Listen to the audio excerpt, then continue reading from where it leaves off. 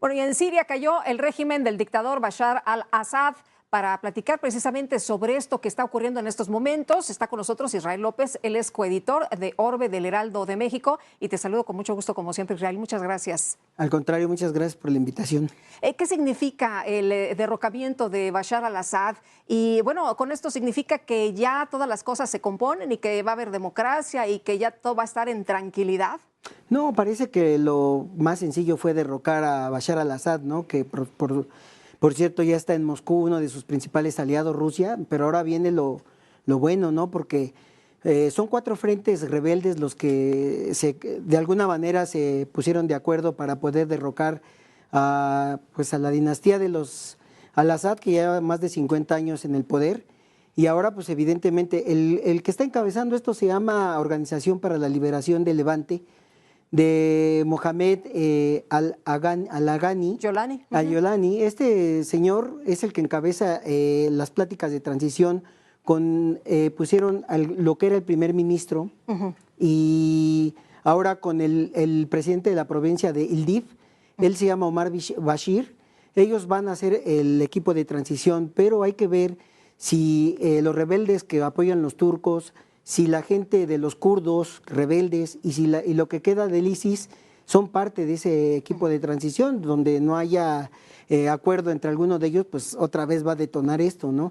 Es precisamente la preocupación en el plano internacional, o una de las preocupaciones, porque otra es qué va a pasar con las armas químicas que supuestamente tenía Bashar al-Assad. Que al parecer utilizó en contra de la propia población, ¿no? Sí, en 2015 se habla de que la revolución o los grupos rebeldes lo utilizó, y precisamente por eso Estados Unidos los había sancionado económicamente, y con la no compra de petróleo. Hubo bloqueo, ¿no? El bloqueo económico y de petróleo.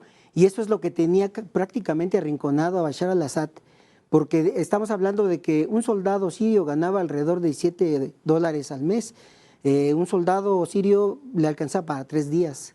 No, evidentemente que cuando empezaron a entrar los rebeldes, pues ellos le pusieron las armas, no tenían por qué enfrentarse. Sí. Si a eso le sumamos que el apoyo militar de Rusia se había puesto a lo mínimo, porque Rusia tiene su conflicto desde hace más de 2 años con Ucrania, y que Irán estaba concentrado en el Líbano y en la Franja de Gaza, sí, apoyando a Hamas y a Hezbollah, que por cierto Hezbollah combatía al lado de los sirios en contra de los rebeldes a la dictadura de Bashar al-Assad, ¿no? ¿Crees que bajaron la guardia y que eso hizo posible el derrocamiento? Yo creo que bajaron la guardia, eso un poco, y otro que en France 24 hoy se habla de que no descansaron los rebeldes. O sea, cada 8 horas eran relevados, sí, relevados, entonces nunca hubo tregua para las fuerzas sirias, ¿no? Oye, la crueldad de la que se habla de la dictadura de Bashar al-Assad, en estos momentos se ha mencionado de las cárceles, de cómo se ha rescatado a la gente, de las situaciones de tortura. ¿Esto cómo lo ves? ¿Es real? Eso es real, porque en el 2011 hay que recordar que como la ola de la primavera árabe también llegó a Siria, ahí todos los opositores a la dictadura fueron encarcelados, y se habla que de 2011 a 2012 hubo más de 11,000 muertos, ¿no? Torturados y asesinados, principalmente en la prisión de Damasco. Y entonces, bueno, Bashar al-Assad llegó con la idea del diálogo y demás, pero pronto se dio cuenta que eso no iba a funcionar y tuvo que instaurar pues, una dictadura con un régimen disfrazado de democracia, pero un régimen militar en donde pues las garantías individuales y los derechos humanos pues fueron violentados, ¿no? ¿Qué es lo que se puede esperar ahora? Porque todo el mundo está entusiasmado, todo el mundo está aplaudiendo, por supuesto hay alegría en muchas personas porque este hombre después de tantos años, 24 años, y su papá también otros 24 años, por fin ya se derrocan, se salen, y ahora mucha gente está regresando al país.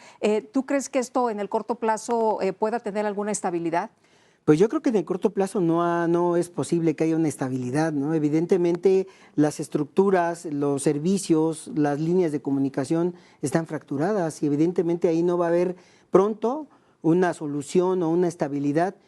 Como te decía, la conformación de un gobierno de transición es el primer paso, y evidentemente que, digamos, el líder que encabeza hoy el líder rebelde, pues pertenecía a Al-Qaeda. Sí. ¿No? Él era militante de Al-Qaeda y los otros son de ISIS y los otros son kurdos y los otros son turcos, y kurdos y turcos no se llevan, están en un constante pleito. Evidentemente va a estar muy difícil conformar un gobierno y pues como consecuencia una estabilidad, ¿no? Muy bien, pues Israel, como siempre, gracias por ayudarnos a entender lo que ocurre. No, al contrario, muchas gracias por invitarme. Hasta luego, muy Hasta buenas luego. tardes.